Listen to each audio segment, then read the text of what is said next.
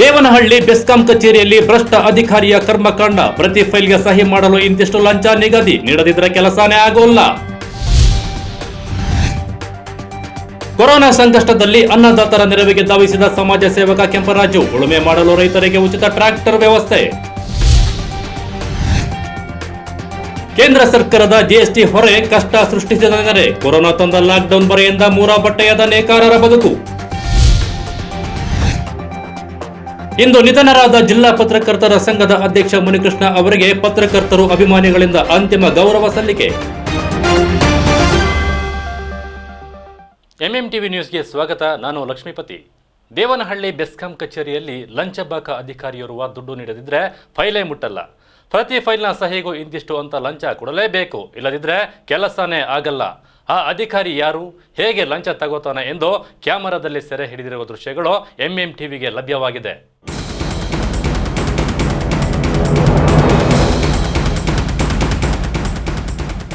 ದೇವನಹಳ್ಳಿ ಬೆಸ್ಕಾಂ ಕಚೇರಿಯಲ್ಲಿ ಸಹಾಯಕ ಕಾರ್ಯನಿರ್ವಾಹಕ ಇಂಜಿನಿಯರ್ ಆಗಿ ಕೆಲಸ ನಿರ್ವಹಿಸುತ್ತಿರುವ ಲಂಚಬಾಕ ಅಧಿಕಾರಿ ಶ್ರೀನಿವಾಸ್ ಮಂತ್ರೋಡಿಯ ಬ್ರಹ್ಮಾಂಡ ಭ್ರಷ್ಟಾಚಾರದ ಕರ್ಮಕಾಂಡ ಇದು. ಆದರೆ ಗ್ರಾಹಕರಿಂದ ಡೈರೆಕ್ಟ್ ಆಗಿ ಈ ಅಧಿಕಾರಿ ಲಂಚ ಪಡೆಯಲ್ಲ, ಪಕ್ಕದ ಡ್ರಾಯರ್ನಲ್ಲಿರುವ ಡಬ್ಬಿಗೆ ಹಾಕಬೇಕು. ಪ್ರತಿಯೊಂದು ಫೈಲ್ ಸಹಿಗೆ ಈ ಅಧಿಕಾರಿನೇ ಲಂಚ ನಿಗದಿಪಡಿಸಿದ್ದಾನೆ. 1 ವ್ಯಾಟ್ ವಿದ್ಯುತ್ ಸಂಪರ್ಕಕ್ಕೆ 300 ರೂಪಾಯಿ, 2 ವ್ಯಾಟ್ ವಿದ್ಯುತ್ ಸಂಪರ್ಕಕ್ಕೆ 600 ರೂಪಾಯಿ, 3 ರಿಂದ 4 ವ್ಯಾಟ್ ವಿದ್ಯುತ್ ಸಂಪರ್ಕಕ್ಕೆ 1200 ರೂಪಾಯಿ. ರೈತರ ತೋಟದಲ್ಲಿ 1 ಕಂಬ ಹಾಕೋಕೆ 1000 ರು, 3 ಕಂಬ ಹಾಕಿದರೆ 3000 ರು. 25 ವ್ಯಾಟ್ ಟ್ರಾನ್ಸ್ಫಾರ್ಮ್ಗೆ 5000 ರೂಪಾಯಿ, 100 ವ್ಯಾಟ್ ಟ್ರಾನ್ಸ್ಫಾರ್ಮ್ಗೆ 15000 ಲಂಚ ನೀಡಿದರೆ ಮಾತ್ರ ಫೈಲ್ಗೆ ಸಹಿ ಹಾಕ್ತಾನೆ. ಲಂಚ ಕೊಟ್ಟು ಕೊಟ್ಟು ರೋಸಿ ಹೋದ ಕೆಲವರಿಂದ ಲಂಚಬಾಕ ಅಧಿಕಾರಿಯ ವಿಡಿಯೋ ವೈರಲ್ ಆಗಿದೆ. ಫೈಲ್ನ ಅಧಿಕಾರಿ ಮುಂದೆ ಇಟ್ಟು ಲಂಚದ ಹಣ ಪಕ್ಕದ ಡ್ರಾಯರ್ನಲ್ಲಿ ಹಾಕಬೇಕು.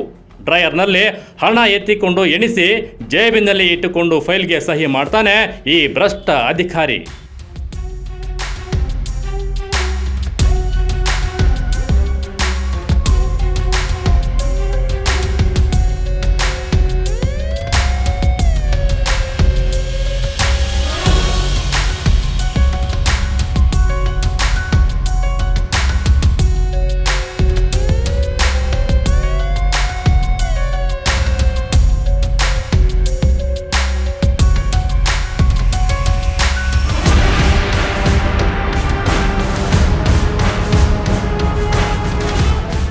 Satish, MMTV news, Vijayapura. K Kemparaju ನೇತೃತ್ವದಲ್ಲಿ ರಾಜ್ಯದಲ್ಲೇ ಮೊದಲ ಪ್ರಯತ್ನವಾಗಿ ಗೌರಿಬಿದನೂರು ತಾಲೂಕಿನ ಎಲ್ಲ ಸಣ್ಣ ರೈತರ ಕುಟುಂಬಕ್ಕೆ ನೆರವಾಗುವ ನಿಟ್ಟಿನಲ್ಲಿ ಉಳುಮೆ ಕಾರ್ಯಕ್ಕಾಗಿ ಉಚಿತವಾಗಿ ಟ್ರ್ಯಾಕ್ಟರ್ ವ್ಯವಸ್ಥೆಗೆ ಚಾಲನೆ ನೀಡಲಾಯಿತು.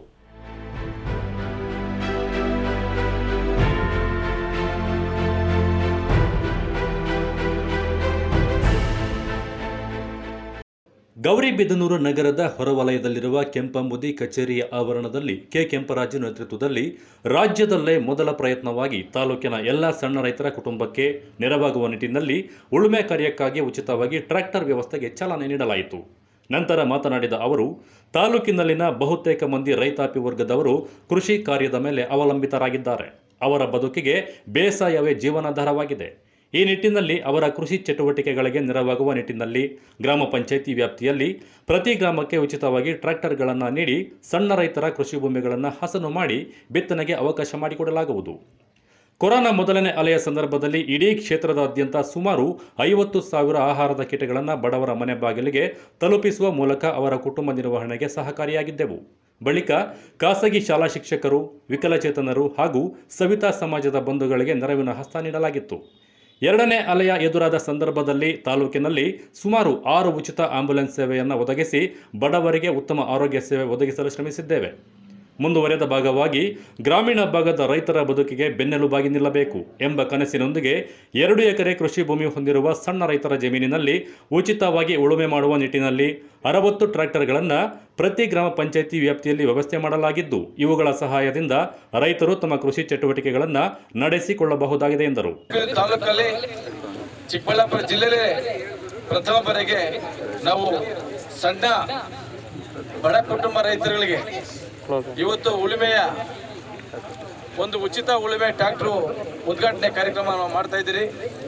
ಉದ್ದೇಶ ಈ ತಾಲೂಕಲ್ಲಿ ಒಂದು ಬರಪೀಡಿತ ಪ್ರದೇಶ, ಒಂದು ಗಡಿನಾಡಿನ ಪ್ರದೇಶ. ಇಲ್ಲಿ ಅತಿ ಹೆಚ್ಚು ರೈತರು ಬಡ ಕುಟುಂಬ ರೈತರು 40%ಗಿಂತ ಹೆಚ್ಚಾಗಿರೋದ್ರಿಂದ ಅವರಿಗೆ ಅನುಕೂಲವಾಗಲಿ ಅನ್ನೋ ಉದ್ದೇಶಕ್ಕೋಸ್ಕರವಾಗಿ ಇವತ್ತಿನ ದಿನ ಡೀಸೆಲ್ ರೇಟು ಗಗನಕ್ಕೆ ಹೋಗಿರೋದ್ರಿಂದ, ಟ್ರಾಕ್ಟರ್ಗಳ ಬೆಲೆ ಜಾಸ್ತಿ ಆಗಿರೋದ್ರಿಂದ ಕಾರಣ ಉಳುಮೆ ಮಾಡಲು ಪರದಾಡೋ ಪರಿಸ್ಥಿತಿ ಬಂದಿದೆ. ಸೊ ಮುಂದಿನ ದಿನಗಳಲ್ಲಿ ಅವರು ಸ್ವಾಭಿಮಾನವಾಗಿ ಬದುಕಬೇಕು, ಇನ್ನೊಬ್ಬರ ಕೈ ಕೆಳಗಡೆ ಹೋಗಬಾರ್ದು. ರೈತರು ಅವ್ರ ಜಮೀನಲ್ಲೇ ದುಡಿಮೆ ಮಾಡಿ, ಅವ್ರ ಜಮೀನಲ್ಲೇ ಉದ್ಯೋಗ ಮಾಡಿ ಅವರು ಆರ್ಥಿಕವಾಗಿ ಶಕ್ತಿವಂತರಾಗಬೇಕು ಅನ್ನೋ ಉದ್ದೇಶಕ್ಕೋಸ್ಕರವಾಗಿ ನಾವು ಟ್ರಾಕ್ಟರ್ಗಳನ್ನ ಉಳುಮೆ ಮಾಡಕ್ಕೆ ನಾವು ಕೊಡ್ತಾ ಇದ್ದೀವಿ ಉಚಿತವಾಗಿ. ಇವತ್ತು 60 ಟ್ರಾಕ್ಟರ್ಗಳನ್ನ ನಾವು ಮೊದಲನೇ ಕಂತಲ್ಲಿ ಬಿಡ್ತಾ ಇದ್ದೀರಿ. ಇನ್ನ ಬೇಡಿಕೆ ಹೆಚ್ಚಾದ್ರೆ ಇನ್ನೂ 30 ಟ್ರಾಕ್ಟರ್ಗಳು ಬಿಡಕ್ಕೆ ನಾವೆಲ್ಲ ವ್ಯವಸ್ಥೆಗಳು ಮಾಡ್ಕೊಂಡಿದ್ದೀವಿ. ಇದು ಉದ್ದೇಶ ಬಡವರಿಗೆ, ಕಡು ಬಡವರಿಗೆ ಇದು ತಲುಪಬೇಕು ಅನ್ನೋ ಉದ್ದೇಶ. ಬರಡು ಭೂಮಿಯಲ್ಲಿ ಕೃಷಿ ಚಟುವಟಿಕೆಗಳನ್ನು ಮಾಡಲು ಸಾಧ್ಯವಾಗದೇ ಇರುವ ಬಡ ಕುಟುಂಬಗಳಿಗೆ ಈ ಯೋಜನೆ ಸಂಜೀವಿನಿಯಾಗಲಿದೆ. ಇದರ ಸದುಪಯೋಗ ಪಡೆಯಲು ರೈತರು ಕೆಆರ್ ಸ್ವಾಮಿ ಫೌಂಡೇಶನ್ ಕಚೇರಿಯಲ್ಲಿ ತಮ್ಮ ಹೆಸರನ್ನು ನೋಂದಣಿ ಮಾಡಿಕೊಂಡು ತಮ್ಮ ಜಮೀನಿಗೆ ಸಂಬಂಧಿಸಿದ ಪಹಣಿ, ರೈತರ ಆಧಾರ್ ಕಾರ್ಡ್ ಮತ್ತು ಚುನಾವಣಾ ಗುರುತಿನ ಚೀಟಿಯನ್ನು ನೀಡಬೇಕಾಗಿದೆ. ರಾಜ್ಯದಲ್ಲಿಯೇ ಪ್ರಥಮ ಬಾರಿಗೆ ಈ ವಿನೂತನ ಪ್ರಯತ್ನಕ್ಕೆ ಮುಂದಾಗಿದ್ದು, ಮುಂದಿನ ದಿನಗಳಲ್ಲಿ ಹಂತ ಹಂತವಾಗಿ ಮತ್ತಷ್ಟು ಸೇವಾ ಕಾರ್ಯಗಳನ್ನು ಕ್ಷೇತ್ರದಲ್ಲಿ ಮಾಡಲು ಬದ್ಧವಾಗಿದ್ದೇವೆ ಎಂದು ಹೇಳಿದರು. ರೈತರ ಮಗನಾಗಿ ನಾನು ಒಬ್ಬ ರೈತರ ಕುಟುಂಬದಲ್ಲಿ ಹುಟ್ಟಿ ಬಂದು ರೈತರ ನಾಡಿ ಮಿಡಿತ ಏನು ಅಂತ ನಮ್ಗೆ ಗೊತ್ತು. ಇವತ್ತು ಡೀಸೆಲ್ ರೇಟ್ ಜಾಸ್ತಿಯಾಗಿ ಗಗನಗೋಗಿದೆ. ಇವತ್ತು ರೈತರ ಮಾಲೀಕರು ಸಮಸ್ಯೆಗೆ ಬಂದಿದ್ದಾರೆ, ಅಂದರೆ ಟ್ರಾಕ್ಟರ್ ಮಾಲೀಕರು. ಸೊ ಅದ್ರ ಜೊತೆಲಿ ರೈತರುಗಳು 10 ಕುಂಟೆ 20 ಕುಂಟೆ ಇರೋಂಥ ರೈತರ ಕುಟುಂಬದವರು ಇವತ್ತು ಉಳುಮೆ ಮಾಡ್ಸಕ್ ಆಗ್ತಾ ಇಲ್ಲ. ಇವತ್ತು ಉಳುಮೆ ಮಾಡಿದ್ರೆ ತಾನೇ ಅವ್ರಿಗೆ ದವಸ ಧಾನ್ಯಗಳು ಸಿಗೋದು. ಉಳುಮೆ ಮಾಡಿದ್ರೆ ಬಿಟ್ರೆ ಅವ್ರಿಗೆ ದವಸ ಧಾನ್ಯ ಸಿಗೋದಿಲ್ಲ, ಮತ್ತೆ ಅವರ ಆಹಾರಕ್ಕೆ ಪರದಾಡೋ ಪರಿಸ್ಥಿತಿ ಬಂದಿದೆ. ವಿಶೇಷವಾಗಿ ಬೆಂಗಳೂರಿಗೆ ಹೋಗಿರೋಂಥ ಎಲ್ಲ ಯುವಕರುಗಳನ್ನು ಇವತ್ತು ಬಂದು ಹಳ್ಳಿಗಳಲ್ಲೇ ಇದ್ದಾರೆ. ಇವತ್ತು ಅವ್ರಿಗೆ ಟ್ರಾಕ್ಟರ್ನ ಉಳುಮೆ ಫ್ರೀಯಾಗಿ ಕೊಟ್ರೆ, ಸರ್ಕಾರ ಬಿತ್ತನೆ ಬೀಜಗಳು ಫ್ರೀಯಾಗಿ ಕೊಟ್ರೆ ಆರಾಮಾಗಿ ವ್ಯವಸಾಯ ಮಾಡ್ಕೊಂಡು ಅವರು ಜೀವನ ಸಾಗಿಸ್ಕೊಳಕ್ಕೆ ಅನುಕೂಲ ಆಗುತ್ತೆ. 3ನೇ ಅಲ್ಲ 4ನೇ ಅಲೆ ಬಂದ್ರೂ ಇವರು ತಡೆಯಷ್ಟು ಕೆಪಾಸಿಟಿ ಈ ನಾವು ಒಂದು ಬೇಸಿಕ್ ಮಾಡಿಕೊಟ್ರೆ. ಈ ಸಂದರ್ಭದಲ್ಲಿ ಶ್ರೀನಿವಾಸ್ HL, ವಿ ಸತೀಶ್, ಶ್ರೀದೇವಿ, ತುಳಸಮ್ಮ, ಮುಖಂಡರಾದ HL ವೆಂಕಟೇಶ್, ರಾಮು, ಅಶೋಕ್ ಸೇರಿದಂತೆ ಮತ್ತಿತರರು ಹಾಜರಿದ್ದರು. MMTV news bureau, Chikkaballapur. ಏನೋ ಕುಂಠಿತ ಆಗಬಾರ್ದು. ಇವತ್ತು ಜಮೀನಿಲ್ಲ, ಮನೆ ಇಲ್ಲ, ನಮಗೆ ತಿನ್ನೋಕ ಸಮಸ್ಯೆ ಆಗಿದೆ. ಕೇಂದ್ರ ಸರ್ಕಾರದ GST ಹೊರೆ ಕಷ್ಟ ಸೃಷ್ಟಿಸಿದ ನೆರೆ, ಕೊರೋನಾ ತಂದ ಲಾಕ್ಡೌನ್ ಬರೆ ಈ 2 ವರ್ಷದಲ್ಲಿ ನೇಕಾರಿಕೆ ವೃತ್ತಿ ಬದುಕು ನಿರಂತರ ಹೊಡೆತದಿಂದ ಮುರಾಬಟ್ಟೆಯಾಗಿದೆ.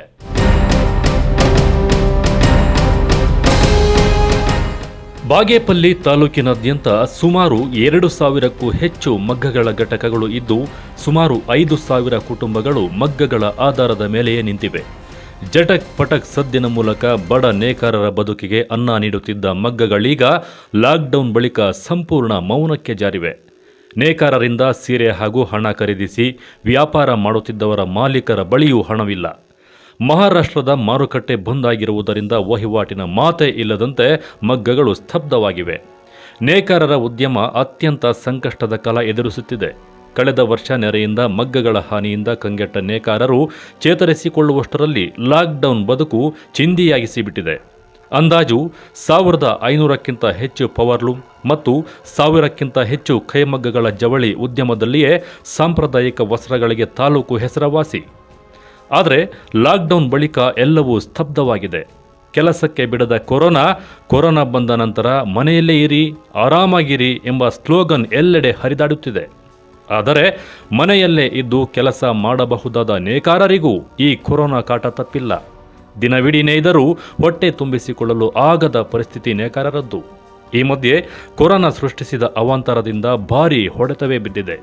ಮಗ್ಗಗಳು ಬಂದಾಗಿ ನೇಕಾರರು ಅಕ್ಷರಶಃ ತೀವ್ರ ತೊಂದರೆಗೆ ಸಿಲುಕಿದ್ದಾರೆ. ಕರಂಗರಪಲ್ಲಿ ಅಶ್ವಥ್ ನಾರಾಯಣ ಅಂತ ನನ್ನ ಹೆಸರು. ಬಾಗೇಪಲ್ಲಿ ತಾಲೂಕು, ಚಿಕ್ಕಬಳ್ಳಾಪುರ ಡಿಸ್ಟಿಕ್. ನಾವು ಪವರ್ಲೂಮ್ ಮಗ್ಗ ಓಡಿಸ್ತಾ ಇದ್ದೀವಿ. ಎಷ್ಟು ವರ್ಷಗಳಿಂದ ಒಂದು 20 ವರ್ಷದಿಂದ ಕೈಮಗ್ಗ ಪ್ಲಸ್ ಪವರ್ಲೂಮ್ ಮಗ್ಗ ಎರಡನ್ನೂ ಓಡಿಸ್ತಾ ಇದ್ದೀವಿ. ನಮಗೆ ತುಂಬ ಕಷ್ಟ ಆಗಿದೆ ಕೊರೋನಾದಿಂದ. ನಮಗೆ ಸರ್ಕಾರದಿಂದ ಯಾವುದೇ ಸೌಲಭ್ಯಗಳು ಇದುವರೆಗೂ ನಮಗೆ ಸಿಗ್ತಾ ಇಲ್ಲ. ಮತ್ತು ಇದು ಲಾಕ್ಡೌನಿಂದ ತುಂಬ ಕಷ್ಟ ಆಗಿದೆ, ಜೀವನ ಮಾಡೋದು ತುಂಬ ಕಷ್ಟ ಆಗಿದೆ. ಈಗ ನಿಂತೆ ಹೋಗಿರೋದಕ್ಕೆ ಕಾರಣ ಏನು? ಅದರಿಂದ ಎಕ್ಸ್ಪೋರ್ಟ್ ಇಲ್ಲ ಅಂತಾರೆ ಅಂಗಡಿಯವರು, ನಮಗೆ ಸೇಲ್ಸ್ ಇಲ್ಲ. ಈಗ ಜೀವನ ಮಾಡೋದು ಜಾಸ್ತಿ ಕಷ್ಟ ಆಗಿದೆ. ಏನು ಬಯಸ್ತೀರ ಈಗ ಸರ್ಕಾರದಿಂದ ನಡೆಸ್ಬೇಕಂದ್ರೆ ಈಗ ಏನು ಬೇಕಾಗಿದೆ? ನಡೆಸ್ಬೇಕಂದ್ರೆ ಈಗ ಘೋಷಣೆ ಸಾಲ ಮನ್ನಾ, ಸಾಲ ಬೇಕು ನಮಗೆ. ಸಾಲ ಕೊಡ್ತಾ ಇಲ್ಲ ಸರ್ಕಾರದಿಂದ, ಬ್ಯಾಂಕ್ನಿಂದ. ಈ ಥರ ಎಲ್ಲ ಕಷ್ಟಗಳಿದ್ದಾವೆ. ಹೇಳ್ಕೋಬೇಕಂದ್ರೆ ಜಾಸ್ತಿ ಕಷ್ಟ ಇದ್ದಾವೆ. ಈಗ ಮಕ್ಕಳನ್ನ ಓಡಿಸ್ಬೇಕಂದ್ರೆ ಅಲ್ಲಿಂದ ಕರೋನಾ ಎಫೆಕ್ಟಿಂದ ಊರಿಗೆ ಸೇರ್ಕೊಂಡ್ಬಿಟ್ವಿ. ಇಲ್ಲಿ ಊರಾಗೆ ಏನು ಕೆಲಸ ಇಲ್ಲ ನಮಗೆ. ಇಲ್ಲಿ ಬಂದಿದ್ದೀವಿ. ಇಲ್ಲಿ ಒಂದು 4-5 ತಿಂಗಳಾಯ್ತು. ಸ್ವಂತ ಊರು ಯಾವ್ರು ಸರ್? ಸರ್ ಇಲ್ಲೇ ಹೊಸಳ್ಳಿ ಅಂತ. Okay okay. ಎಷ್ಟು ವರ್ಷಗಳಿಂದ ಇಲ್ಲಿ ಕೆಲಸ ಮಾಡ್ತಾ ಇದ್ದೀವಿ? ಇಲ್ಲಿ ಈಗ ಬಂದಿದ್ದು ಹೊಸದಾಗಿ ಸರ್, 4-5 ತಿಂಗಳಾಯ್ತು. ಮೊದಲು 23 ವರ್ಷದಿಂದ ಮಾಡ್ತಾ ಇದ್ವಿ ಸರ್. ಎಲ್ಲಿ? ದೊಡ್ಡಬಳ್ಳಾಪುರ. ಅಲ್ಲಿಂದ ಈ ಕೊರೋನಾದಿಂದ ತೊಂದರೆ ಆಯ್ತು ಸರ್. ಮಕ್ಕಳಿಗೆ ನಾವು ಓದಿಸೋದು ಅದು ಇದು, ಅದಕ್ಕೆ ಊರು ಸೇರ್ಕೊಂಡ್ಬಿಟ್ಟಿದ್ವಿ. ಊರಾಗ ಏನಿಲ್ಲ ಸರ್ ನಮ್ದು. ಈಗ ಬದುಕಕ್ಕೆ ದಾರಿ? ಬದುಕಕ್ಕೆ ಬೇರೆ ದಾರಿ ಇಲ್ಲ ಸರ್. ಇದೇ ಮಗ್ಗ ನಂಬ್ಕೊಂಡಿದ್ವಿ ನಾವು 23-24 ವರ್ಷದಿಂದ. ಇವಾಗ ಜಾಸ್ತಿ ಕಷ್ಟ ಆಗೋಗ್ಬಿಟ್ಟಿದೆ ಸರ್ ನಮ್ದು. ಸರ್ಕಾರದ ಪಡಿತರ ಹಾಗೂ ಉಳ್ಳವರು ನೀಡಿದ ಆಹಾರ ಧಾನ್ಯಗಳೇ ಈಗ ಅವರ ಊಟಕ್ಕೆ ಆಧಾರ. ಇಲ್ಲದಿದ್ದರೆ ಹೊಟ್ಟೆಗೆ ತಣ್ಣೀರು ಬಟ್ಟೆಯೇ ಗತಿ. ನೇಕಾರರ ಸ್ಥಿತಿ ಒಂದೆಡೆಯಾದರೆ ನೇಕಾರರನ್ನು ದುಡಿಸಿಕೊಳ್ಳುವ ಮಾಲೀಕರಿಗೂ ಸಂಕಷ್ಟ ಎದುರಾಗಿದೆ. ಇಡೀ ದೇಶದಲ್ಲಿ ಮಾರುಕಟ್ಟೆ ಬಂದ್ ಆಗಿರುವುದರಿಂದ ನೇಕಾರರು ನೇಯ್ದ ಸೀರೆ, ಕಣಗಳ ಮಾರಾಟಕ್ಕೆ ಮಾರುಕಟ್ಟೆಯೇ ಇಲ್ಲ. ಮಹಾರಾಷ್ಟ್ರದ ಮಾರುಕಟ್ಟೆಯನ್ನೇ ನಂಬಿರುವ ಮಾಲೀಕರಿಗೆ ಕೊರೋನಾ ಕೈ ಕಟ್ಟಿ ಕುಳಿತುಕೊಳ್ಳುವಂತೆ ಮಾಡಿಬಿಟ್ಟಿದೆ. ವ್ಯಾಪಾರವೇ ಇಲ್ಲದಿರುವುದರಿಂದ ಅನಿವಾರ್ಯವಾಗಿ ಮಾಲೀಕರು ನೇಕಾರರಿಗೆ ಕಚ್ಚಾ ಮಾಲು ಪೂರೈಸುವುದನ್ನೇ ನಿಲ್ಲಿಸಿದ್ದಾರೆ. ಇನ್ನೊಂದೆಡೆ ಸೀರೆ ಹಾಗೂ ಕಣಗಳು ಮನೆಯಲ್ಲೇ ಧೂಳು ತಿನ್ನುವಂತಾಗಿದೆ. ಅಷ್ಟೇ ಅಲ್ಲ, ಕೋಟ್ಯಾಂತರ ರು ವಹಿವಾಟಿಗೆ ಹೊಡೆತ ಬಿದ್ದಿದೆ. 1500 ಕೈಮಗ್ಗಗಳಿತ್ತು, 800 ವಿದ್ಯುತ್ ಮಗ್ಗಗಳಿತ್ತು. ಮೊದಲನೇ ಅಲೆ ಕೋವಿಡ್-19 ಮೊದಲನೇ ಅಲೆ ಬಂದಾಗ ಎಲ್ಲ ನಿಂತು ನೇಕಾರರು ಬಹಳ ಸಂಕಷ್ಟದಲ್ಲಿದ್ದರು. ಅವು ಮತ್ತೆ ಒಂದು 6 ತಿಂಗಳಾದ ಮೇಲೆ ಸ್ವಲ್ಪ ಚಾಲು ಆಯಿತು. ಚಾಲು ಆಗಿ ಇನ್ನೇನು ರೆಡಿ ಮಾಡಿ ಮಗ್ಗ ನೇಯ್ಯ ಶುರು ಮಾಡೋಷ್ಟೊತ್ತಿಗೆ ಎರಡನೇ ಅಲೆ ಬಂದು ಮತ್ತೆ ಲಾಕ್ಡೌನ್ ಮಾಡ್ತಾರೆ. ಇದರಿಂದ ನೇಕಾರರಿಗೆ ಭಾಳ ತೊಂದರೆ ಆಗಿದೆ. ರಾ ಮೆಟೀರಿಯಲ್ ಕೊಡೋರಿಲ್ಲ. ಮಹಾರಾಷ್ಟ್ರದಲ್ಲಿ ಜರಿ ತಯಾರಾಗುತ್ತೆ. ಮಹಾರಾಷ್ಟ್ರದಲ್ಲಿ ಕೋವಿಡ್ ಜಾಸ್ತಿ ಇರೋದ್ರಿಂದ ಜರಿ ಸಪ್ಲೈ ಆಗೋದಿಲ್ಲ. ಅದರಿಂದ ನೇಕಾರರಿಗೆ ಬಹಳ ತೊಂದರೆ ಆಗಿದೆ. ಆದ್ದರಿಂದ ದಯವಿಟ್ಟು ಸರ್ಕಾರದಿಂದ ಏನಾದರೂ ನೇಕಾರರಿಗೆ ಸಲಹೆ ಕೊಟ್ಟರೆ ಸ್ವಲ್ಪ ಉದ್ಧಾರ ಆಗುತ್ತಾರೆ. ಇಲ್ಲದಿದ್ದರೆ ಮಾರ್ಕೆಟ್ ಮಾಡಿದ್ರೂ ಸಂತೋಷ, ಮಾರ್ಕೆಟ್ ಮಾಡಿದ್ರೂ ನೇಕಾರರು ಬದುಕೊಳ್ತಾರೆ. ಅದರಿಂದ ಏನಾದರೂ ಮಗ್ಗಗಳು ನಡೆಯೋಕ್ಕೆ ಅನುಕೂಲ ಮಾಡಿಕೊಡಿ. ಲಾಕ್ಡೌನ್ ಬಳಿಕ ಕೃಷಿ ಉತ್ಪನ್ನ ಮಾರಾಟಕ್ಕೆ ಸರ್ಕಾರ ಸಾಧ್ಯವಾದಷ್ಟು ವ್ಯವಸ್ಥೆ ಕಲ್ಪಿಸಿ ರೈತರಿಗೆ ನೆರವಾಗಿದೆ. ಆದರೆ ನೇಕಾರರಿಗೆ ಇಂಥ ಯಾವುದೂ ಸವಲತ್ತು ಸಿಕ್ಕಿಲ್ಲ. ಜವಳಿ ಉದ್ಯಮದಲ್ಲಿ ರಾಜ್ಯಕ್ಕೆ ಖ್ಯಾತಿ ಪಡೆದಿರುವ ಬಾಗಲಕೋಟೆ ಜಿಲ್ಲೆಯಲ್ಲಿ ದಿನವಿಡೀ ಶಬ್ದ ಮಾಡುತ್ತಿದ್ದ ಮಗ್ಗಗಳ ಸದ್ದು ಸಂಪೂರ್ಣ ಅಡಗಿಬಿಟ್ಟಿದೆ. ಜನರ ಮೌನ ಮುಚ್ಚುವ ನೇಕಾರರ ಬದುಕೆ ಮೂರಾಬಟ್ಟೆಯಂತೆ ಬದುಕು ನಿರ್ಮಾಣವಾಗಿದೆ. ಇಲ್ಲ ಬಂಡವಾಳ ಕೊಡೋಕ್ಕಾದ್ರೆ ಅವ್ರಿಗೆ ಮಾಲ್ ಬರ್ತಾ ಇಲ್ಲ. ಅಲ್ಲಿಂದ ಮಹಾರಾಷ್ಟ್ರದಿಂದ ಅವ್ರೇನು ಹೇಳ್ತಾರೆ, ನಮಗೆ ಸೀರೆನ ಸೇಲ್ಸ್ ಆಗ್ತಾ ಇಲ್ಲ, ನಿಮ್ಗೆ ಹೆಂಗೆ ಕೊಡೋಕ್ಕಾಗುತ್ತೆ ಅಂತ ಅವ್ರು ಹೇಳ್ತಾ ಇದ್ದಾರೆ. ಅದಿಲ್ಲ ಅಂದ್ರೆ ನಾವು ಜೀವನ ಮಾಡೋಕ್ಕೆ ಹೆಂಗೆ? ನಾವು ಯಾವ ರೀತಿಯಲ್ಲಿ ಜೀವನ ಮಾಡೋದು? ನಾವು ದಯವಿಟ್ಟು ಸರ್ಕಾರ ಇದಕ್ಕೆ ಒಂದು ಅನುಕೂಲ ಮಾಡಬೇಕು. ನಾವು ಇದು ಬಿಟ್ಟರೆ ಬೇರೆ ವೃತ್ತಿ ಮಾಡೋಕ್ಕೆ ನಮ್ಗೆ ಅನುಕೂಲ ಇಲ್ಲ. ಈ ಕೆಲಸ ಬಿಟ್ಟರೆ ದಯವಿಟ್ಟು ನಾವು ಮಾನ್ಯ ಶಾಸಕರಲ್ಲಿ, ಮುಖ್ಯಮಂತ್ರಿಗಳಲ್ಲೇ ಕೇಳ್ಕೊಳ್ಳೋದೇನೆಂದರೆ, ಬಾಗೇಪಲ್ಲಿ ತಾಲೂಕಲ್ಲೇ ಜಾಸ್ತಿ ಗರೀಬಿ ಬಡವರಿದ್ದಾರೆ. ಜಾಸ್ತಿ ಜನ ನೇಕಾರ ಎಲ್ಲ ಒತ್ತೊತ್ತು ಊಟಕ್ಕೂ ಜಾಸ್ತಿ ಕಷ್ಟ ಆಗಿದೆ. ಇವಾಗ 3 ತಿಂಗಳಾಗಿದೆ ಕೆಲಸ ನಿಲ್ಲಿಸ್ಬಿಟ್ಟು 3 ತಿಂಗಳಾಗಿದೆ. ನಮ್ಮ ಜೀವನ ನಡೆಯೋದು ಜಾಸ್ತಿ ಭಾರ ಆಗಿದೆ. ಇದು ಬಿಟ್ಟರೆ ಬೇರೆ ಕೆಲಸ ನಮ್ಮಲ್ಲಿ ಬರಲ್ಲ. ಅದಕ್ಕೆ ದಯವಿಟ್ಟು ಇದಕ್ಕೆ ಏನೇನು ಬರಬೇಕು ಅದು ಸವಲತ್ತು ಮಾಡಿಕೊಡ್ಬೇಕು. ಮಾನ್ಯ ಮಗದ ಇದೆ ಡಿಪಾರ್ಟ್ಮೆಂಟ್ ಎಲ್ಲ ಇದೆ. ಆವಾಗ 5 ತಿಂಗಳು ನಮಗೆ ಊಟಕ್ಕಿಲ್ದಿರ ಅಲ್ದಾಡಿದ್ವಿ. ಬೇರೆ ಕಡೆಯಲ್ಲಿ ಹೋಗಿ ಮಗ್ಗ ನೇಯ್ಕೊಂಡು, ಅವ್ರು ಆಂಧ್ರಕ್ಕೆ ಹೋಗಿ ಮಗ್ಗ ನೇಯ್ಕೊಂಡು ಅವ್ರು ಕೊಟ್ಟಿದ್ದು ತಗೊಂಡು 4 ತಿಂಗಳು ಜೀವನ ಮಾಡಿದ್ವಿ. ಮತ್ತೆ ಕರೋನಾ ಸಡಲ್ ಆಯಿತು. ಆಮೇಲೆ ಬಂದು ನೇಯ್ದ್ವಿ. ಅವರು ಕೂಲಿ ಸರಿಯಾಗಿ ಕೊಡ್ತಾ ಇರಲಿಲ್ಲ ಮಗ್ದವರು, ಯಜಮಾನರು. ಅವ್ರು ಕೊಟ್ಟಿದ್ದು ತಗೊಂಡು ನಾವು ಜೀವನ ಮಾಡ್ತಾ ಇದ್ದೀವಿ. ಗೌರ್ಮೆಂಟಿಂದ ಏನಾದರೂ ಸಹಾಯ ಮಾಡಿದ್ರೆ ನಾವು ಉದ್ಧಾರ ಆಗ್ತೀವಿ. ಮತ್ತೆ ಈ ಸಲ ಕರೋನಾ ಬಂದು 2 ತಿಂಗಳು ಮಗ್ಗ ನಿಲ್ಲಿಸ್ಬಿಟ್ವಿ. ನಾವು ಗೌರ್ಮೆಂಟಿಂದ 3,000 ಕೊಡ್ತಾರೆ ಅಂತ ಯಡಿಯೂರಪ್ಪ ಅವರು ಹೇಳಿದ್ರು. ಇವತ್ತಿಗೂ ಬರಲಿಲ್ಲ. ಹೋದ ವರ್ಷ 2,000 ಕೊಡ್ತೀವಿ ಅಂತ ಹೇಳಿದ್ರು. ನಾವು ಒಂದು ಕುಟುಂಬದಲ್ಲಿ 3 ಜನ 4 ಜನ ಕೆಲಸ ಮಾಡಿದ್ವಿ. ಇನ್ನಾದರೂ ಸಂಬಂಧಪಟ್ಟ ಇಲಾಖೆಗಳು ನೇಕಾರರ ಬದುಕನ್ನು ಹಸನು ಮಾಡಲಿದೆಯೇ? ಕಾದು ನೋಡಬೇಕಾಗಿದೆ. Subu, MMTV news, Bagepalli. ಇದೀಗ ವಿರಾಮದ ನಂತರ ಎಂಎಂಟಿವಿ ನ್ಯೂಸ್ ಮುಂದುವರಿಯುತ್ತದೆ.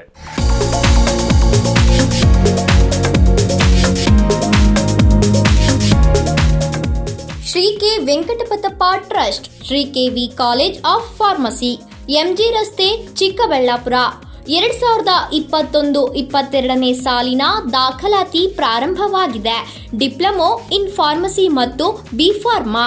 ಕನಿಷ್ಠ ವಿದ್ಯಾರ್ಹತೆ ದ್ವಿತೀಯ ಪಿಯುಸಿ ಪರೀಕ್ಷೆಯಲ್ಲಿ ಪಿಸಿಎಂಬಿ ಅಥವಾ ಪಿಸಿಎಂಸಿಎಸ್ ಅಥವಾ ಪಿಸಿಬಿ ಅಥವಾ ಪಿಸಿಎಂ ವಿಷಯಗಳಲ್ಲಿ ಉತ್ತೀರ್ಣರಾಗಿರಬೇಕು. ಬಿ ಫಾರ್ಮಾ ತರಬೇತಿಯ ಅವಧಿ 4 ವರ್ಷಗಳು. ಡಿ ಫಾರ್ಮಾ ತರಬೇತಿಯ ಅವಧಿ 2 ವರ್ಷಗಳು. ಉತ್ತಮ ಕಲಿಕಾ ವಾತಾವರಣ ಹೊಂದಿದ್ದು ಸುಸಜ್ಜಿತ ಲೈಬ್ರರಿ, ಗುಣಮಟ್ಟದ ಲ್ಯಾಬ್ ವ್ಯವಸ್ಥೆಯನ್ನು ಹೊಂದಿದೆ. ಇನ್ನೇಕೆ ತಡ? ಸೀಟುಗಳನ್ನು ಕಾಯ್ದಿರಿಸಲು ಹಾಗೂ ಇತರೆ ಮಾಹಿತಿಗಾಗಿ ಸಂಪರ್ಕಿಸಿ doctor KV Satish, M pharma, PhD. Mobile number 9014476241, landline number 08156272721, ಕಚೇರಿ ಸಂಖ್ಯೆ 9448249708, ಮತ್ತೊಂದು ಸಂಖ್ಯೆ 08156273052. ವಿರಾಮದ ನಂತರ ಎಂಎಂಟಿವಿ ನ್ಯೂಸ್ಗೆ ಸ್ವಾಗತ.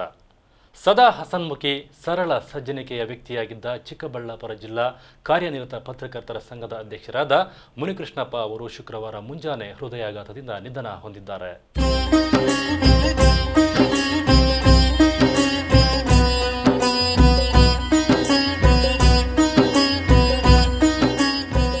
ಚಿಕ್ಕಬಳ್ಳಾಪುರ ಜಿಲ್ಲಾ ಕಾರ್ಯನಿರತ ಪತ್ರಕರ್ತರ ಸಂಘದ ಅಧ್ಯಕ್ಷರಾದ ಮುನಿಕೃಷ್ಣಪ್ಪ ಅವರು ಹಲವಾರು ವರ್ಷಗಳ ಕಾಲ ಕಾಂಗ್ರೆಸ್ ಪಕ್ಷದ ಸಕ್ರಿಯ ಕಾರ್ಯಕರ್ತರಾಗಿದ್ದರು. ಪತ್ರಿಕಾ ಕ್ಷೇತ್ರದಲ್ಲಿ ಮಾತ್ರವಲ್ಲದೆ ರಾಜಕೀಯದಲ್ಲೂ ಅಪಾರ ಸಂಖ್ಯೆಯ ಅಭಿಮಾನಿಗಳನ್ನು ಹೊಂದಿದ್ದರು. ಚಿಕ್ಕಬಳ್ಳಾಪುರ ನಗರ ಹೊರವಲಯದ ಕಂದವರ ಬಾಗಿಲಿನ ತಮ್ಮ ಸ್ವಗೃಹದಲ್ಲಿ ಬೆಳಗ್ಗೆ 9 ಗಂಟೆ ಸಮಯದಲ್ಲಿ ಸ್ನಾನ ಮಾಡಿ ಹೊರಗೆ ಬಂದ ಕೂಡಲೇ ಮನೆಯಲ್ಲಿ ಹೃದಯಾಘಾತದಿಂದ ದಿಢೀರನೆ ಕುಸಿದು ಬಿದ್ದಿದ್ದಾರೆ. ನಂತರ ಸರ್ಕಾರಿ ಆಸ್ಪತ್ರೆಗೆ ದಾಖಲಿಸಿದಾಗ ವೈದ್ಯರು ಮೃತಪಟ್ಟಿರುವುದಾಗಿ ತಿಳಿಸಿದ್ದಾರೆ. ನಗರದ ಪತ್ರಕರ್ತರ ಭವನದಲ್ಲಿ ಮೃತರ ಪಾರ್ಥಿವ ಶರೀರವನ್ನು ಕೆಲ ಗಂಟೆಗಳ ಕಾಲ ಸಾರ್ವಜನಿಕರ ದರ್ಶನಕ್ಕೆ ಇಡಲಾಗಿತ್ತು. ಜಿಲ್ಲೆಯ ವಿವಿಧ ಭಾಗಗಳಿಂದ ಆಗಮಿಸಿದ ಪತ್ರಕರ್ತರು ಮತ್ತು ಅಪಾರ ಸಂಖ್ಯೆಯ ಅಭಿಮಾನಿಗಳು ಹೂವಿನ ಹಾರಗಳನ್ನು ಹಾಕಿ ಅಂತಿಮ ಗೌರವ ಸಲ್ಲಿಸಿದರು. ಜಿಲ್ಲಾಧಿಕಾರಿ ಆರ್ ಲತಾ, ಉಪವಿಭಾಗಾಧಿಕಾರಿ ರಘುನಂದನ್, ನಗರಸಭಾಧ್ಯಕ್ಷ ಆನಂದರೆಡ್ಡಿ ಬಾಬು ಸೇರಿದಂತೆ ಹಲವಾರು ಗಣ್ಯರು ಸಹ ಪತ್ರಕರ್ತರ ಭವನಕ್ಕೆ ಆಗಮಿಸಿ ಮೃತರಿಗೆ ಗೌರವ ಸಲ್ಲಿಸಿದರು.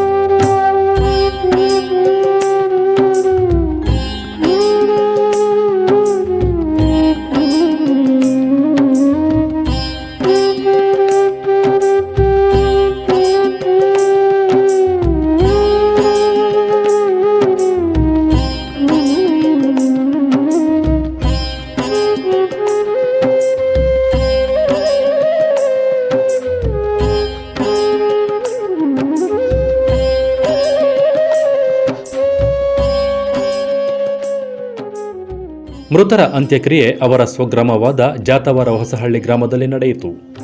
MMTV news bureau, Chikkaballapur.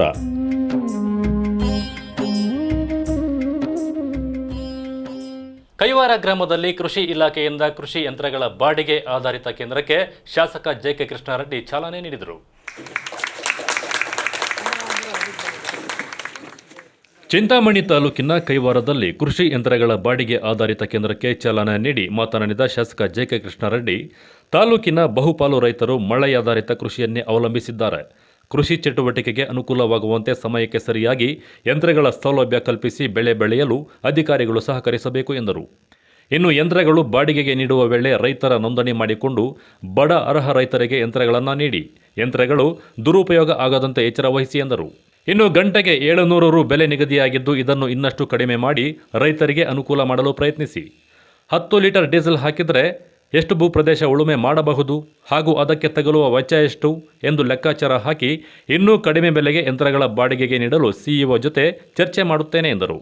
ಆ ನಂತರ ಅದೇನಾದರೂ ಇನ್ನೂ ರೈತರಿಗೆ ಏನಾದರೂ ಉಳಿತಾಯ ಆಗುತ್ತೆ ಅನ್ನುವಂಥದ್ದೇನಾದರೂ ಅದರಲ್ಲಿ ನಮಗೆ ಅಂಶಗಳೇನಾದರೂ ಗಮನಿಸಿ ಅಂಥ ಅವಕಾಶಗಳು ಸಿಕ್ಕಿದಾಗ ಅದನ್ನು ಇನ್ನೊಂದು ಸಾರಿ ಕಮಿಟಿ ಏನು ಈಗ ಸಿಇಒ ನೇತೃತ್ವದಲ್ಲಿ ಒಂದು ಸಮಿತಿ ರಚನೆ ಮಾಡಿದ್ದಾರೆ, ಅವರಲ್ಲಿ ನಾವು ಮನವಿ ಮಾಡಿ ಇದು ಈ ರೀತಿ ಇನ್ನೊಂದಷ್ಟು ಕಡಿಮೆ ಮಾಡಲಿಕ್ಕೆ ಅವಕಾಶ ಇದೆ ಅನ್ನುವಂಥದ್ದನ್ನು ಕೂಡ ಈಗ ಹೇಳಿದ್ದೀನಿ. ಅವರು ಅದನ್ನು ಕೂಡ ಒಂದು ಪೈಲಟ್ ಪ್ರಾಜೆಕ್ಟ್ ಟೈಪ್ ಆ ರೀತಿ ಮಾಡ್ತಾರೆ. ಟ್ರ್ಯಾಕ್ಟರ್ಗಳನ್ನು ರೈತರ ಇದರಲ್ಲೇ ಒಂದು 10 ಲೀಟರ್ ಡೀಸೆಲ್ ಹಾಕ್ಕೊಂಡು 1 ಗಂಟೆಗೆ ಎಷ್ಟು ಉಳುಮೆ ಮಾಡ್ಬೋದು, ಎಷ್ಟು ಡೀಸೆಲ್ ಖರ್ಚಾಗುತ್ತೆ, 1 ಗಂಟೆಗೆ ಎಷ್ಟು ಉಳುಮೆ ಮಾಡ್ಬೋದು, ಇವೆಲ್ಲ ಸ್ವಲ್ಪ ಕ್ಯಾಲ್ಕುಲೇಷನ್ ಮಾಡಿ ನಮ್ಗೆ ಸಿಕ್ಕಿದ್ರೆ ಇನ್ನೂ ಏನಾದರೂ 100-500 ಕಡಿಮೆ ಮಾಡಲಿಕ್ಕೆ ಸಾಧ್ಯ ಆದರೆ ಅದನ್ನು ಕೂಡ ನಾವು ಸಿಇಒ ಅವ್ರ ಹತ್ರ ಮಾತನಾಡಿ ಅದನ್ನು ಕೂಡ ಮಾಡುವಂಥ ಪ್ರಯತ್ನವನ್ನು ಮಾಡ್ತೇನೆ. ಬಹುಶಃ ಇದೆ, ಆದರೆ ಈ ಹೋಬಳಿಯಲ್ಲಿ ಇರಲಿಲ್ಲ, ಇನ್ನು ಬೇರೆ ಎಲ್ಲೆಲ್ಲಿಲ್ಲ, ಎಲ್ಲ ಹೋಬಳಿ ಕೇಂದ್ರಗಳಲ್ಲಿ ಕೂಡ ಇಂಥ ಒಂದು ಕೃಷಿ ಯಂತ್ರಧಾರೆ ಅನ್ನುವಂಥ ಒಂದು ಯೋಜನೆ ಎಲ್ಲರಿಗೂ ಸಿಗುವಂಥದ್ದನ್ನು ಖಂಡಿತ ಅದನ್ನು ಮುಂದಿನ ದಿನಗಳಲ್ಲಿ ಮಾಡ್ತೇನೆ. ಈ ವೇಳೆ ಮಾತನಾಡಿದ ತಾಲೂಕು ಕೃಷಿ ಇಲಾಖೆ ಸಹಾಯಕ ನಿರ್ದೇಶಕ ಶ್ರೀನಿವಾಸ್, ರೈತರಿಗೆ ಇಲಾಖೆಯಿಂದ ಬರುವ ಸೌಲಭ್ಯಗಳನ್ನು ಸಮಯಕ್ಕೆ ಸರಿಯಾಗಿ ಅಗತ್ಯ ದಾಖಲೆಗಳನ್ನು ನೀಡಿ ಅರ್ಹ ಫಲಾನುಭವಿಗಳು ಸೌಲಭ್ಯಗಳನ್ನು ಪಡೆಯಿರಿ ಎಂದರು. ಇದೇ ವೇಳೆ ಉತ್ತಮ ನೆಲಗಡಲೆ ಬೆಳೆದು ರಾಜ್ಯ ಮಟ್ಟದಲ್ಲಿ ತೃತೀಯ ಬಹುಮಾನ ಪಡೆದ ಕೆಂದನಹಳ್ಳಿ ಗ್ರಾಮದ ರೈತ ಶ್ರೀರಾಮಪ್ಪರನ್ನ ಸನ್ಮಾನಿಸಿ ಅಭಿನಂದಿಸಲಾಯಿತು. ಈ ವೇಳೆ ಕೃಷಿ ದಂಡಾಧಿಕಾರಿ ಹನುಮಂತರಾಯಪ್ಪ, ಉಪನಿರ್ದೇಶಕರಾದ ರೂಪ, ತಾಲೂಕು ಪಂಚಾಯಿತಿ ಮಾಜಿ ಸದಸ್ಯ ಸಂತೆಕಲ್ಲಹಳ್ಳಿ ಅಧ್ಯಕ್ಷ ಗೋವಿಂದಪ್ಪ ಮತ್ತಿತರರು ಹಾಜರಿದ್ದರು. Kagati Srinivas, MMTV news, Chintamani. ಕೆರೆಗಳಲ್ಲಿ ಅಕ್ರಮವಾಗಿ ಮರಳು ಮಾಫಿಯಾ ಎಗ್ಗಿಲ್ಲದೆ ನಡೀತಾ ಇದ್ರೂ ಸಹ ಅಧಿಕಾರಿಗಳು ನಿರ್ಲಕ್ಷ್ಯ ವಹಿಸ್ತಾ ಇದ್ದಾರೆ ಎಂದು ಆಕ್ರೋಶ ವ್ಯಕ್ತಪಡಿಸಿ ಕರ್ನಾಟಕ ರಾಜ್ಯ ರೈತ ಸಂಘ ತಾಲೂಕು ಕಚೇರಿ ಎದುರು ಪ್ರತಿಭಟನೆ ನಡೆಸಿದರು. ಕೋಲಾರ ಜಿಲ್ಲೆ ಮಾಲೂರು ತಾಲೂಕಿನ ಕುಡಿಯನೂರು ಗ್ರಾಮದ ಕೆರೆಗಳಲ್ಲಿ ಅಕ್ರಮವಾಗಿ ಮರಳು ಮಾಫಿಯಾ ಎಗ್ಗಿಲ್ಲದೆ ನಡೆಯುತ್ತಿದೆ. ಅಧಿಕಾರಿಗಳು ಅವರ ಮೇಲೆ ಕ್ರಮ ಕೈಗೊಳ್ಳದೆ ನಿರ್ಲಕ್ಷ್ಯ ವಹಿಸುತ್ತಿದ್ದಾರೆ ಎಂದು ಕರ್ನಾಟಕ ರಾಜ್ಯ ರೈತ ಸಂಘದಿಂದ ತಾಲೂಕು ಕಚೇರಿ ಎದುರು ಪ್ರತಿಭಟನೆ ನಡೆಸಿ ಶಿರಸ್ತೇದಾರ್ ಭಾಸ್ಕರ್ ಅವರಿಗೆ ಮನವಿ ಪತ್ರ ಸಲ್ಲಿಸಿದರು. ರೈತ ಸಂಘದ ತಾಲೂಕು ಅಧ್ಯಕ್ಷ ದೇವರಾಜ್ ಮಾತನಾಡಿ, ಕುಡಿಯನೂರಿನ ಗ್ರಾಮದ ಪಂಚಾಯಿತಿಗೆ ಒಳಪಡುವ ಇಟ್ಟಿಗೆ ಕಾರ್ಖಾನೆಯ ಮಾಲೀಕರು ಸರ್ಕಾರದ ಯಾವುದೇ ನಿಯಮಾವಳಿಗಳನ್ನು ಪಾಲಿಸದೆ ಅಕ್ರಮವಾಗಿ ಚಿಕ್ಕ ಕೆರೆ ಮತ್ತು ದೊಡ್ಡ ಕೆರೆಗಳಲ್ಲಿ ಮಣ್ಣನ್ನು ತೆಗೆದು ತಮ್ಮ ಸ್ವಂತ ಜಮೀನುಗಳಲ್ಲಿ ಸಂಗ್ರಹಿಸುತ್ತಿದ್ದಾರೆ ಎಂದು ಆರೋಪಿಸಿದರು. ಇನ್ನು ಕುಡಿಯನೂರು ಗ್ರಾಮ ಪಂಚಾಯಿತಿಯ ಅಧಿಕಾರಿಗಳಿಗೂ ಹಾಗೂ ಕಂದಾಯ ಇಲಾಖೆ ಅಧಿಕಾರಿಗಳಿಗೆ ದೂರವಾಣಿ ಮೂಲಕ ಸಾಕಷ್ಟು ಬಾರಿ ತಿಳಿಸಿದರೂ ಯಾವುದೇ ಕ್ರಮ ಕೈಗೊಳ್ಳದೆ ಉಡಾಪೆ ಉತ್ತರ ನೀಡುತ್ತಾ ಇದ್ದಾರೆಂದು ಆಕ್ರೋಶ ವ್ಯಕ್ತಪಡಿಸಿದರು. ಕುಡಿಯನೂರು ದೊಡ್ಡ ಕೆರೆ ಮತ್ತು ಚಿಕ್ಕ ಕೆರೆಯಲ್ಲಿ ಅಕ್ರಮವಾಗಿ ಮಣ್ಣನ್ನು ತೆಗೆದು ತಮ್ಮ ಜಮೀನುಗಳಲ್ಲಿ ಸಾಕಷ್ಟು ಸಂಗ್ರಹಣೆ ಮಾಡಿ ಇಟ್ಟಿರ್ತಾರೆ. ಅದ್ರ ಬಗ್ಗೆ ನಮ್ಮ ಕಂದಾಯ ಇಲಾಖೆ ಅಧಿಕಾರಿಗಳಿಗೂ ಸಹ ಫೋನ್ ಮೂಲಕ ಹೇಳಿದ್ರೂ ಅವ್ರು ಇಲ್ಲೇ ತನಕ ಯಾವುದೇ ಕ್ರಮ ಕೈಗೊಂಡಿಲ್ಲ. ಫೋನ್ ಮಾಡಿದ್ರೆ ನಾವು ಹೋಗ್ಬೇಕಂತೆ ಸ್ಥಳಕ್ಕೆ, ಮತ್ತು ಕ್ಯಾಚವನ್ನು ತಗೊಂಡೋಗಿ ಕೆರೆಯಲ್ಲೂ ಸಂಗ್ರಹಿಸಿರ್ತಾರೆ. ಅದ್ರ ಬಗ್ಗೆ ನಮ್ಮ ನಮ್ಮ ಪಂಚಾಯತ್ ಪಿ ಡಿ ಒ ಸಾಹೇಬ್ರಿಗೆ ಹೇಳಿದ್ರೂ ಅವರು ಉಡಾಪಿದ್ರಿಂದ ಇನ್ನು ನಾವು ಹೋಗಿ ಕೂಲಿ ಕಾರ್ಮಿಕರನ್ನಿಟ್ಟು ನಾವು ಅದನ್ನ ಸ್ಥಳಾಂತರ ಮಾಡಬೇಕಾದ್ರೆ ಅವ್ರಿಗೆ ಮನಸ್ಸಲ್ಲಿ ಗೊತ್ತಿಲ್ಲ. ಅದಕ್ಕೆ ಅದ್ರ ಬಗ್ಗೆ ನಾವು ಮನವಿ ಕೊಡೋಕೆ ತಹಸೀಲ್ದಾರ್ ಸಾಹೇಬ್ರನ್ನ ಬಂದಿದ್ದೀವಿ. ಈ ಸಂದರ್ಭದಲ್ಲಿ ಉಪಾಧ್ಯಕ್ಷ ಮುರಳಿ, ಓಂ ನಾಗರಾಜ್, ಜಿ ಕೃಷ್ಣಪ್ಪ, ವೆಂಕಟೇಶ್, ಹರೀಶ್ ಮತ್ತಿತರರು ಇದ್ದರು. Praveen, MMTV news, Malur. ಇದೀಗ ವಿರಾಮದ ನಂತರ ಎಂಎಂಟಿವಿ ನ್ಯೂಸ್ ಮುಂದುವರಿಯುತ್ತದೆ.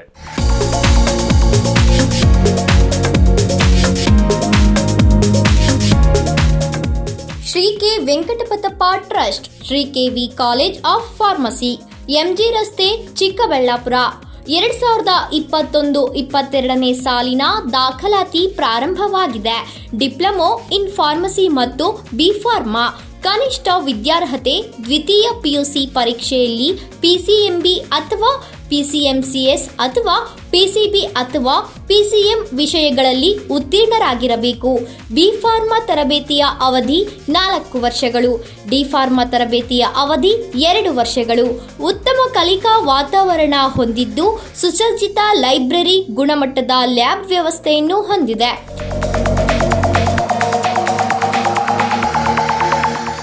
ಯಾಕೆ ತಡ? ಸೀಟುಗಳನ್ನು ಕಾಯ್ದಿರಿಸಲು ಹಾಗೂ ಇತರೆ ಮಾಹಿತಿಗಾಗಿ ಸಂಪರ್ಕಿಸಿ doctor KV Satish M pharma PhD. Mobile number 9014476241, landline number 08156272721, ಕಚೇರಿ ಸಂಖ್ಯೆ 9448249708, ಮತ್ತೊಂದು ಸಂಖ್ಯೆ 08156273052. ವಿರಾಮದ ನಂತರ MMTV ನ್ಯೂಸ್ಗೆ ಸ್ವಾಗತ. ಕಟ್ಟಡ ಕಾರ್ಮಿಕರಿಗೆ ಕಾನೂನು ಸೇವಾ ಸಮಿತಿ ಮತ್ತು ವಕೀಲರ ಸಂಘ ಹಾಗೂ ಕಾರ್ಮಿಕರ ಇಲಾಖೆಯಿಂದ ಸುರಕ್ಷಿತ ಕಿಟ್ಗಳನ್ನು ವಿತರಣೆ ಮಾಡಿದರು.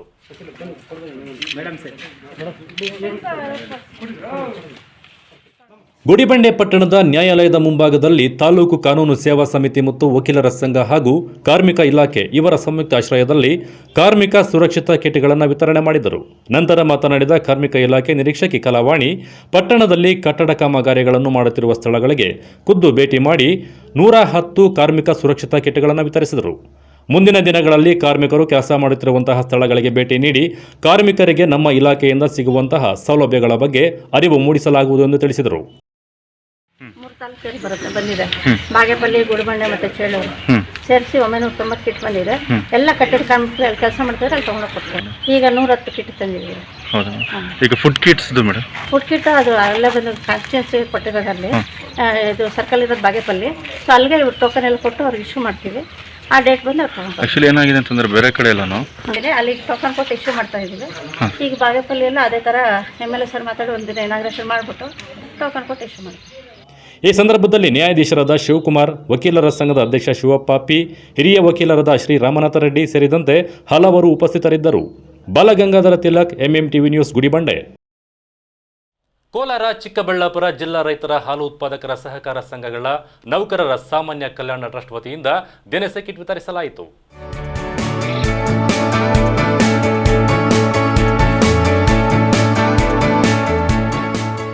ಕೋಲಾರ, ಚಿಕ್ಕಬಳ್ಳಾಪುರ ಜಿಲ್ಲಾ ರೈತರ ಹಾಲು ಉತ್ಪಾದಕರ ಸಹಕಾರ ಸಂಘಗಳ ನೌಕರರ ಸಾಮಾನ್ಯ ಕಲ್ಯಾಣ ಟ್ರಸ್ಟ್ ವತಿಯಿಂದ ತಾಲೂಕಿನ ನಾಯನಹಳ್ಳಿ ಹಾಲು ಉತ್ಪಾದಕರ ಸಹಕಾರ ಸಂಘ ಸಂಯುಕ್ತ ಆಶ್ರಯದಲ್ಲಿ ಇಂದು ಪ್ರಾಥಮಿಕ ಹಾಲು ಉತ್ಪಾದಕ ಸಹಕಾರ ಸಂಘಗಳ ಹಾಲು ಉತ್ಪಾದಕರಿಗೆ ಮತ್ತು ಸಿಬ್ಬಂದಿ ವರ್ಗಕ್ಕೆ ಪಡಿತರ ಕಿಟ್, ಫೇಸ್ ಮಾಸ್ಕ್ ಹಾಗೂ ಕೃತಕ ಗರ್ಭಧಾರಣ ಕಾರ್ಯಕರ್ತರಿಗೆ AI ಕಿಟ್ ಹಾಗೂ ವಿತರಣಾ ಕಾರ್ಯಕ್ರಮವನ್ನು ಕೋಚಮೂಲ್ ನಿರ್ದೇಶಕ ಭರಣಿ NC ವೆಂಕಟೇಶ್ ಗಿಡಕ್ಕೆ ನೀರು ಹಾಕುವ ಮುಖಾಂತರ ಚಾಲನೆ ನೀಡಿದರು. ಈ ವೇಳೆ ಮಾತನಾಡಿದ ಕೋಚಮೂಲ್ ಭರಣಿ ವೆಂಕಟೇಶ್, ಸರ್ಕಾರ ಹಾಲಿನ ದರ 1.5 ರೂಪಾಯಿ ಇಳಿಮುಖ ಮಾಡಿರುವುದು ಅದು ನೋವಿನ ಸಂಗತಿ. ಸರ್ಕಾರಕ್ಕೆ ಮನವಿ ಮಾಡುತ್ತಿದ್ದೇವೆ. ಕೊರೋನಾ ಸಂಕಷ್ಟದಲ್ಲಿರುವ ಹಾಲು ಉತ್ಪಾದಕರಿಗೆ ಇನ್ನೂ 5 ರು ಹೆಚ್ಚಳ ಮಾಡಬೇಕು. ಆಂಧ್ರ ಪ್ರದೇಶದ ಜಗನ್ಮೋಹನ್ ರೆಡ್ಡಿ ಸರ್ಕಾರದಿಂದ ಹಾಲು ಬೇಕು ಎಂದು ಕೇಳಿದ್ದಾರೆ. ಅದನ್ನು ಸಂಘಟನೆಯ ಮುಖಂಡರುಗಳ ಬಳಿ ಚರ್ಚೆ ಮಾಡಿ ತೀರ್ಮಾನ ತೆಗೆದುಕೊಳ್ಳುತ್ತೇವೆ. ಕೋಚಮೂಲ್ ಸಂಘದ ವತಿಯಿಂದ ಹಾಲು ಉತ್ಪಾದಕರಿಗೆ, ಸಿಬ್ಬಂದಿ ವರ್ಗಕ್ಕೆ ಆಹಾರದ ಕಿಟ್, ಫೇಸ್ ಮಾಸ್ಕ್ ಮತ್ತು ಕೃತಕ ಗರ್ಭಧಾರಣ ಕಾರ್ಯಕರ್ತರಿಗೆ AI ಕಿಟ್ ವಿತರಣೆ ಮಾಡುತ್ತಿದ್ದೇವೆ. ಜಿಲ್ಲೆಯ 4 ಭಾಗದಲ್ಲಿ ವಿತರಣಾ ಕಾರ್ಯಕ್ರಮ ಮಾಡುತ್ತಿದ್ದೇವೆ. 10,000 ಜನ ಹಾಲು ಉತ್ಪಾದಕರಿಗೆ 5 ಕೆಜಿ ಅಕ್ಕಿ ನೀಡುತ್ತಿದ್ದೇವೆ ಎಂದು ಹೇಳಿದರು. ಊಟ ನಿನ್ನೆ ಇವತ್ತಿನಿಂದ ಜಾರಿಗೆ ಬರತಕ್ಕಂತ 1.5 ರೂಪಾಯಿನ ಕಮ್ಮಿ ಮಾಡಿದ್ವಿ. ಆದ್ರೆ 1 ತಿಂಗಳ ಮಟ್ಟಿಗೆ ಅಂತ ಎಲ್ಲರೂ ಯೋಚನೆ ಮಾಡಿದ್ವಿ. ಇದು ಪ್ರತಿ ವರ್ಷ ಪೂರ್ತಿ ಇರಲ್ಲ, 1 ತಿಂಗಳು ಮಾತ್ರ ಅಂತ. ಅಂದ್ರೆ ಕೃತಕ ಗರ್ಭಧಾರಕರಿಗೆ ಇದು ಬಂದು ಕನಿಷ್ಠ ಪಕ್ಷ 2 ತಿಂಗಳು, 1.5 ತಿಂಗಳಾಯ್ತಾ ಬಂತು. ಆದ್ರೆ ಕೃತಕ ಗರ್ಭಧಾರಕ್ಕೆ ಈ ಕಿಟ್ ಬಂದಿದೆ. ಈ ಕಿಟ್ ಕೊಡೋ ಬದಲು ನಾವು ಏನು ಒಕ್ಕೂಟದಿಂದ ಏನು 5 ಕೆಜಿ ರೈಸ್ ಕೊಡ್ತಾ ಇದೀವಿ, ಅವ್ರಿಗೂ ಕೂಡ ಕಿಟ್ ಜೊತೆಯಲ್ಲಿ ಅದು ಕೊಡಬೇಕು. ಆದ್ರೆ ನಮ್ಮ ಒಕ್ಕೂಟದಲ್ಲಿ ಹಾಲು ಸರಬರಾಜುದಾರರಿಗೆ ಮಾತ್ರ ಕೊಡಬೇಕು ಅಂತ ಲೆಕ್ಕ ಹಾಕಿ ದತ್ತಿ ನಿಧಿ ಅಂತ ಕೊಟ್ಟಿದ್ರು. ಅದರಿಂದ ಹೇಳ್ತೀನಿ, ಅದೊಂದು ಕ್ಲಾರಿಫಿಕೇಶನ್ ತಮ್ಗೆಲ್ಲ ಕೊಡ್ತೀನಿ. ಹಾಗಾಗಿ ಸಂಘಗಳಲ್ಲಿ ಏನು ಸಿಬ್ಬಂದಿ ಇದ್ದಾರೆ 5 ಜನ 6 ಜನ ಅವ್ರಿಗೂ ಕೊಡಬೇಕು, ಕೃತಕ ಗರ್ಭಧಾರಕ್ಕೂ ಕೊಡಬೇಕು ಅಂತ ಎಕ್ಸ್ಟ್ರಾ ಮಾಡಿಸ್ಕೊಡೋ ಜವಾಬ್ದಾರಿ. ನಾನು ನಿರ್ದೇಶಕರಾಗಿ ಕೇವಲ 2 ವರ್ಷ ಆಗಿದೆ. ಇದು ನೋವಿನ ಸಂಗತಿ ನಾನು ಹೇಳ್ತಾ ಇದ್ದೀನಿ ವೇದಿಕೆ ಮೇಲಿರಲ್ಲ ಎಲ್ಲ ಗಣ್ಯರಿಗೂ ಮತ್ತೆ ತಮ್ಗೆ. ಬರ್ತಾ ಒಂದು ವಾಟ್ಸ್ಆಪ್ ಹಾಕಿದ್ದಾರೆ. ದತ್ತಿ ದುಡ್ಡು 17 ಲಕ್ಷ ದುಡ್ಡನ್ನ ಕಳಪೆ ಹಕ್ಕಿ ಕೊಟ್ಟು 16-17 ಲಕ್ಷ ರೂಪಾಯಿ ನಿರ್ದೇಶಕರು ಜೋಬ್ಗೆ ಹಾಕೊಂಡಿದ್ದಾರೆ ಅಂತ. ಇದು ನಾನು ಬರ್ತಾ ಹೇಳಿದಾಗ ಯಾರೋ ನನ್ನ ವಿರೋಧಿಗಳು ಯಾರೋ ಹಾಕಿದ್ದಾರೆ ಬಿಡಿ ಅನ್ಕೊಂಡೆ. ಯಾಕೆಂದ್ರೆ ನಾನು ಕೇವಲ 2 ವರ್ಷ ಆಗಿರೋದು ದತ್ತಿ ಇದುಗೆ ನಿರ್ದೇಶಕರಾಗಿ. ಈ ಹಿಂದೆ 27-28 ವರ್ಷ ನಿರ್ದೇಶಕರಾದಂತವ್ರು ಕೂಡ ಈ ತಾಲೂಕಿನಲ್ಲಿ ಇದ್ದಾರೆ. ಈ ಕಾರ್ಯಕ್ರಮದಲ್ಲಿ MPCS ನಿರ್ದೇಶಕ P ನಾರಾಯಣಸ್ವಾಮಿ, ಉಪವ್ಯವಸ್ಥಾಪಕರು AV ಶಂಕರರೆಡ್ಡಿ, KDCC ಬ್ಯಾಂಕ್ ನಿರ್ದೇಶಕ ಮೋಹನ್ ರೆಡ್ಡಿ, ಕರ್ನಾಟಕ ಪ್ರಾಂತ್ಯ ರೈತ ಸಂಘದ BN ಮುನಿಕೃಷ್ಣಪ್ಪ, TAPC MS ಅಧ್ಯಕ್ಷ ಆವಲರೆಡ್ಡಿ, MPCS ನಾರಾಯಣಸ್ವಾಮಿ, ಮುನಿಯಪ್ಪ, ರಾಮಚಂದ್ರಪ್ಪ, ಕೋಚಮುಲ್ ಸಂಘದ ಸಿಬ್ಬಂದಿ ವರ್ಗದವರು ಭಾಗಿಯಾಗಿದ್ದರು. MMTV news bureau, Chikkaballapur. ಕೊಡಬೇಕು ಅಂತ ಲೆಕ್ಕ ಹಾಕಿ ದತ್ತಿ ನಿಧಿ ಅಂತ ಕೊಟ್ಟಿದ್ರು. ಅದರಿಂದ ಹೇಳ್ತೀನಿ, ಅದೊಂದು